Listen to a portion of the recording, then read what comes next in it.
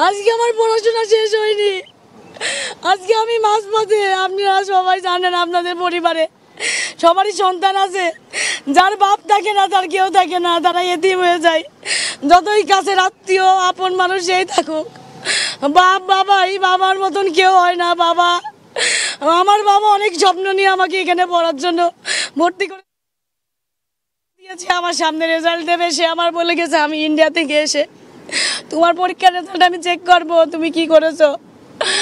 আমার কোনো কথাই সে রাখতে পারে, সে চলে গেছে। আপনারা শুধু আমার অনুরোধ, আমার বাবার এটার বিচার করবেন।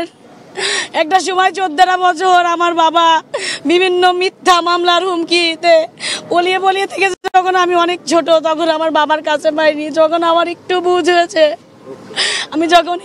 তখন আমার বাবাকে আমি কাছে পেয়েছি, এখন আমি হারিয়ে ফেললাম। আপনাদের কাছে আমার অনুরোধ, আপনারা আমার বড় ভাই, কেউ আমার বাবার মতন, আপনারা আমাকে সহযোগিতা করবেন। আমি আমার বাবার হত্যার বিচার চাই এবং আমি নিজে স্বচক্ষে আমি দেখতে চাই আমাকে কারা এতিম করলো, কেন করলো এভাবে। আমি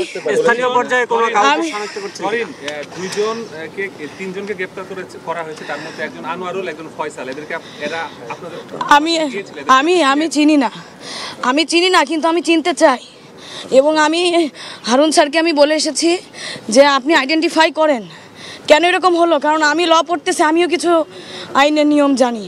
আপনি ইনভেস্টিগেশন করুন, আপনি দেখুন তারা কারা, আমাকে চিনান, দরকার আমি চিনতে চাই, আমি প্রকাশ্যে তাদের মৃত্যু দেখতে চাই। আমাকে এভাবে এতিম করে দিল আমার বাবা। আপনি তো ইন্ডিয়াতে যখন গিয়েছিলেন, সেখানে যে আপনি কি আমি ইন্ডিয়াতে যাই নাই। আপনার বাবার সাথে আপনার সর্বশেষ কি কথা হয়েছে, আপনার পরিবারের কি কথা হয়েছিল সর্বশেষ? আমার সাথে সর্বশেষ তার ভিডিও কলে কথা হয়। সে বলেছে আম্মু আমি না ইন্ডিয়ায় যাচ্ছি, আমি 2 দিনের মধ্যে চলে আসবো।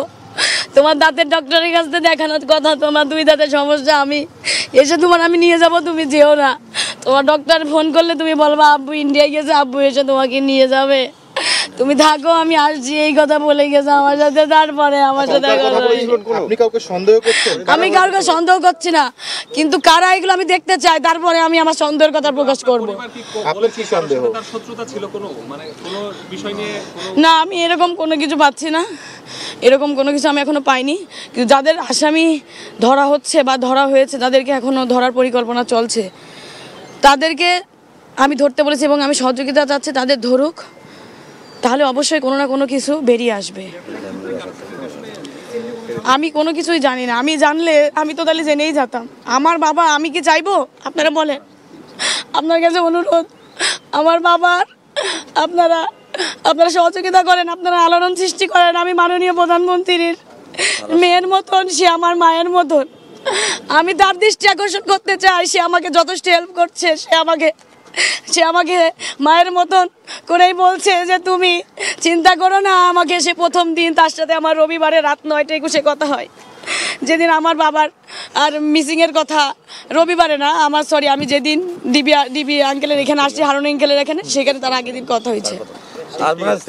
প্রধানমন্ত্রীর হস্তক্ষেপ কামনা করছি, সে করছে। প্রধানমন্ত্রী